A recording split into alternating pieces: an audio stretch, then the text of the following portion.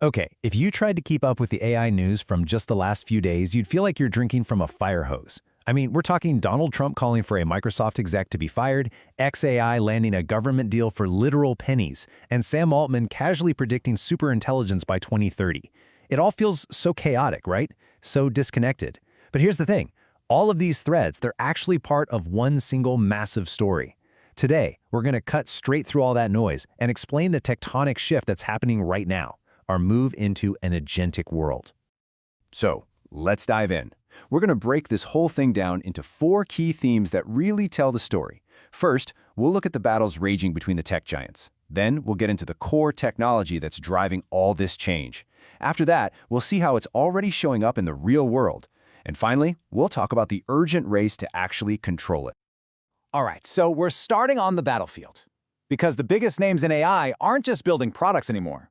No, they are navigating this incredibly complex web of geopolitics, ethical minefields, and just intense market pressure, all at the exact same time. I mean, just take a look at Microsoft's weekend. You've got a former president directly calling for one of their executives to be fired. At the same time, they're making this super sensitive policy call to restrict their AI in a conflict zone. And while all that is happening, Wall Street is showering them with praise, and their engineers are just trying to ship a new feature for your photos. This crazy balancing act is the new normal. And this is a perfect example of the different games being played. You've got OpenAI, who's basically fighting a war on 2 fronts. They're chasing that huge sci-fi goal of superintelligence while also trying to make ChatGPT a practical assistant you use every single day. Then you have a company like Perplexity, who is laser-focused. They're not trying to do everything, they're aiming a sniper rifle right at Google's heart by building the tools for developers to create a whole new kind of search.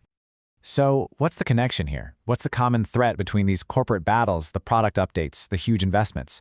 Well, they're all being driven by one fundamental technological shift. We are moving away from an AI that you just talk to towards an AI that does things. It's called agentic AI.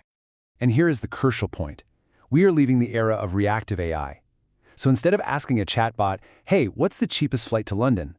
You'll just tell your AI agent, book me the most convenient flight to London for next Tuesday. And then the agent just goes out and does it. It compares options, it makes decisions, it completes the purchase. Think of it like a digital employee, not just a fancy search box. And if you're thinking, okay, that's kind of neat, but is it really a big deal? Well, the money tells the story. The market for this stuff in the business world is projected to explode from about $1.5 billion today to nearly $42 billion by 2030. That kind of staggering growth is exactly why every single company is racing to get in on this. So let's talk about how this stops being a buzzword and starts being a real thing. Because these agents are already, very quietly, getting plugged into the workflows of major industries and even governments, changing how work gets done, literally as we speak. And this shows we're right at that tipping point. If you look at the chief financial officers of billion-dollar companies, yeah, more than half are still on the sidelines. But a combined 45% are already either exploring or actively piloting agentic AI. We're in that quiet adoption phase, right before the floodgates burst open. And we are seeing this pop up everywhere. In the insurance world, agents are promising to handle up to 90% of claims without a human ever touching them. On Wall Street, they're being used to spot market signals faster than any human could. In marketing, they can autonomously rewrite your website to rank better on Google. And yeah, they are moving into government in a big way. And speaking of government, this might be the most aggressive move we've seen yet. XAI landed a deal to get its AI, Grok, into federal agencies for basically nothing. A price point as low as 42 cents per agency? That is not about profit. That is a land and expand strategy. It's about getting your system deeply embedded everywhere as fast as humanly possible. So this is where it all leads, right? This incredibly rapid jump from theory into practice, from finance departments to federal agencies. It raises the most critical question of all. With this powerful, autonomous tech being unleashed into the wild, what are the rules? And more importantly, who's actually in control? And that brings us to the central tension of this entire AI revolution. You have this massive, incredibly well-funded push for more and more capability, and it's being met with this equally urgent, but way more complex, push for control, for safety, and for some kind of governance. And the two sides of this debate could not be further apart. On one side, you have figures like OpenAI's Sam Altman, who sees superintelligence by 2030 as this massive economic game changer. But on the other, you have researchers like Nate Sowers, who warns that rushing to get there without solving the safety problem first makes human extinction, well, overwhelmingly likely. And Suarez's warning is so chilling because he argues that this race to superintelligence isn't like other technologies. It's a one-shot deal. As he puts it, if we mess it up, we don't get to learn from our mistakes. There might not be a second chance. So, what do?